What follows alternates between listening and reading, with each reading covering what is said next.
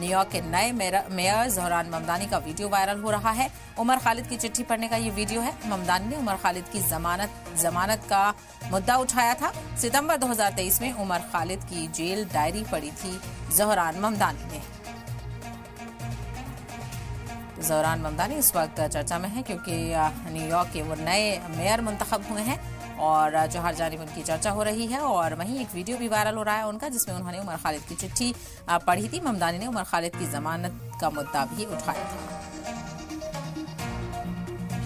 I'm going to be reading a letter from Umar Khalid, who is a scholar and a former student activist at the Jawaharlal Nehru University in Delhi, who organized a campaign against lynchings and hate.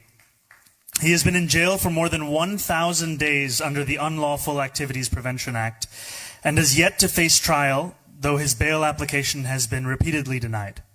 He has also faced an assassination attempt. So this is Umar's writings. On a cold February morning earlier this year, I was taken out from jail in a police van for my first peshi in court since my arrest in September last year. Inside the van, the cops were having an animated conversation about the farmers' protests. But after 4 months of captivity, the sight outside was more alluring for me.